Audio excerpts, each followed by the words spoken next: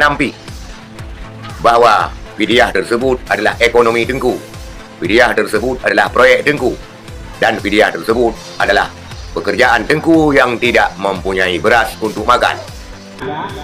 Hanya itu fidyahnya tiba.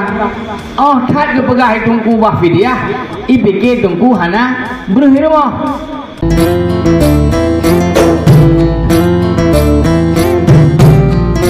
Assalamualaikum warahmatullahi wabarakatuh. Saudara sekalian PIE Makan, banyak fenomena yang berkembang di tengah-tengah masyarakat tentang fidyah. Ada yang mengatakan fidyah itu proyek Tengku.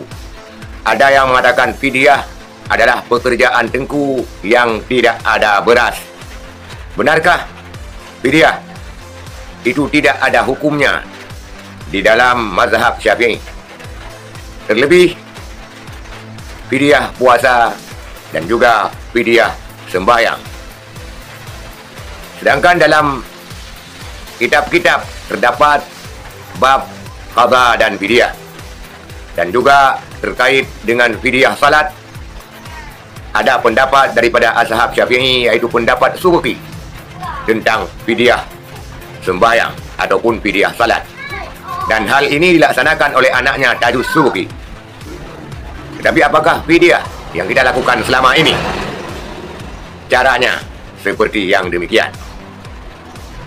Tetapi kita tidak menyebutkan tentang bagaimana hukum fidyah tersebut, karena mungkin itu ranahnya para tengku-tengku dan para ulama. Dalam hal ini kita hanya mengekspos video bantahan daripada Tengku Muslim At-Tahiri terkait fidyah ini adalah proyek daripada Tengku yang tidak mempunyai beras. Kita lihat videonya.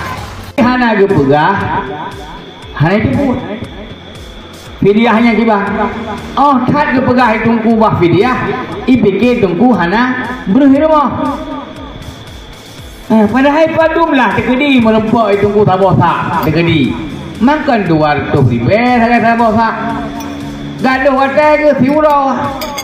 Anda kira minta peng palain ke melempok si siurau 200 ribu insyaAllah. Lain yang ketulak 3 kuat ke. Ya, jadi menyertai Tengku ke pegah bah fidyah, ikiranya Tengku hana berhirmah, ikiranya proyek Tengku hana ke pegah hana umum. Padahal fidyahnya wajib kurang yang menyenang dengan harta, mahana dengan harta wajib bakti anak, tolong urung si menyenang mampu. Anak yang mampu wajib tolong urung si. Kalau anak itu mampu wajib menolong orang tua yang sedang dipertanggungjawabkan perbuatannya. Mereka tidak puasa. Kita lihat pertanggungjawaban oleh Allah. Kira-kira wajib taban duit. Wajib taban duit. Diterima dekalan dengar kesebut malaikat. Gara-gara anak gelah bah puasa. Kira-kira anak wajib taban fidyah puasa. Wajib. Menyatakan mampu. Urang syik kita yo, punya kita nyawa alam penjara idunya. Ya, nya giak minta peng di tubuh. Giak minta peng di tubuh dalam penjara. Walaupun salah di penjara. Walaupun kadang-kadang dia gara-gara tak pengegop, gara-gara tak narkoba di penjara adiknya urang syik giak lambat giak fok ngan tubuh anak dalam penjara.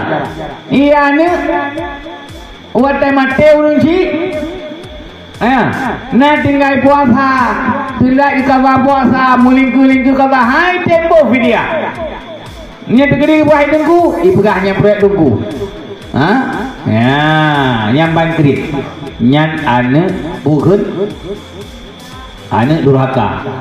Nya hanapu harap bahagia, hanapu harap anaknya berkat harta, tetapi doa urang syik yang nah hanagot. Karena apa kon? Urang syik dalam kuburan gerasakan aduk. Sedangkan di anak yang senang-senang, urang syik dalam kuburan ya ge pertanggungjawabkan, tinggal puasa, tinggal ibadah, naga sumpah, naga buka parah, naga tinggal puasa, naga sumpah ke qadha, tilai ke qadha. Yang gelake pertanggungjawaban oleh Allah, anak yang senang-senang, maka urang syik hanaga doakan.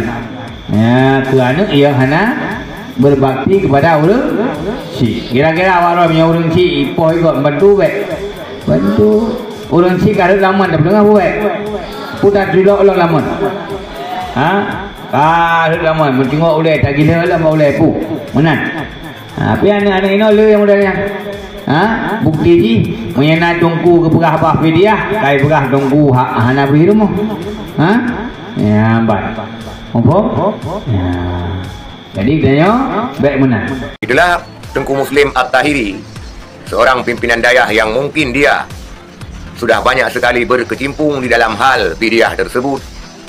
Beliau menampi bahawa fidyah tersebut adalah ekonomi Tengku, fidyah tersebut adalah proyek Tengku, dan fidyah tersebut adalah pekerjaan Tengku yang tidak mempunyai beras untuk makan.